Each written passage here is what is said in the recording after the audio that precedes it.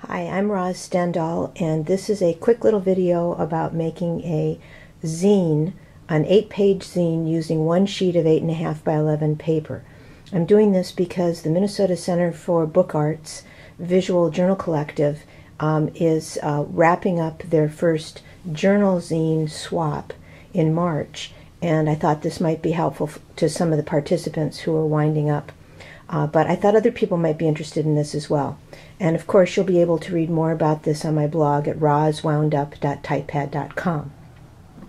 On my blog, I'll talk more about creating content, but this is after you have your content and you are ready to go. I have laid it out on the 2 sheets of paper that are going to be photocopied back to back. My journal was about snow piles, and I actually created a template for my pages, a little box within which I could sketch, and then I drew right on the template. So these are all actual ink drawings, and then this was written on the computer and printed out.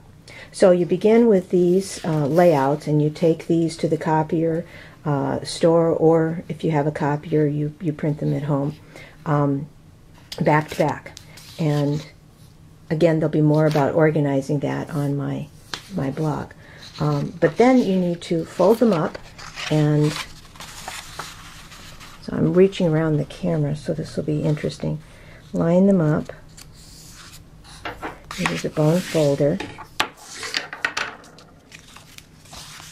You want to fold them so that the front cover is at the front. And you'll take a little bit more care with this than I'm able to do, reaching over the camera so that you can see. Okay, so now it's folded in half. Next thing you have to do is you have to make a template for your holes. You could also use a stapler that has a long arm and saddle stitch these, but for our project everyone was going to sew them with a pamphlet stitch. So you need a piece of folded paper, folded even at the bottom, that is as tall as your sheet. I should hold it down here so that the camera doesn't act wonky. And you have to mark where the bottom is, or the tail of your, or foot of your pamphlet, and where the top is, or the head. And then you need to mark where you're going to put your holes. And I decided to do one at the middle, and then 7/8 inch in from the top and bottom. Having marked those, I then folded it the other way around so that I could insert it into my pamphlet and see my marks.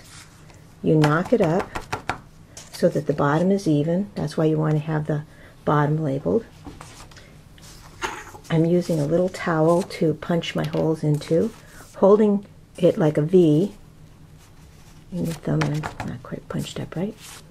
You are going to then punch straight down into those marks where you have your holes. So that's how you punch it. And then you're going to sew it. I'm using waxed Irish linen.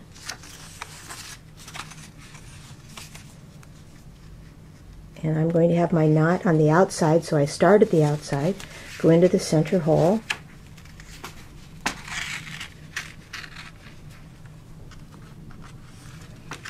you can go to either the head or the tail hole, it doesn't matter. You're going to cross over the center hole and go into the other hole at the top or bottom, opposite of wherever you were before. And then the inside, you're going to come out the center so that you essentially end, and you want to make sure it's snug. You end where you began, and you want to just duck under your thread so that you have a piece of thread on either side of that center stitch. Okay? Then you're going to tie a square knot. So I'm going to go left over right, tuck it in, and pull it tight. And then I'm going to go right over, left, and in, and pull it tight. I grab my scissors trim. Now, I'm not finished yet. I have to trim the top so that I can turn my pages. We'll have to go to the cutting board for that.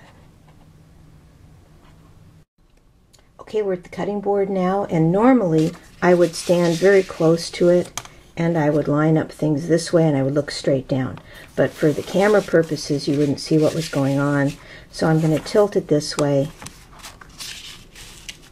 And I'm using one of those sewing or quilting rulers because I can look down the edge of my zine and I can line up one of the lines that are going in the grid of this ruler with that so that I can get a right angle here, because you want to be sure that you have a right angle. You can use your spine as the guideline that you're lining up with if you prefer, whichever seems to be the most straight. I'm letting barely 1/32 of an inch scooch out underneath the ruler here, and with a very sharp blade and holding down with a lot of pressure with my hand so nothing slips, I'm going to just slice off that very top bit that's holding all my pages together. And I took a second swipe at it because I could feel that at this angle I wasn't pressing down enough to go through all the levels of paper. If you're looking straight down at it and you're not reaching around a camera, you should be able to do it in one stroke with a sharp X-Acto. So now I can flip my pages. They're all cut. So that's how you finish completing your one sheet, 8-page journal zine. If you want more information, you can read more about this project on my blog, rozwoundup.typepad.com. I hope you'll give this a try. It's a lot of fun.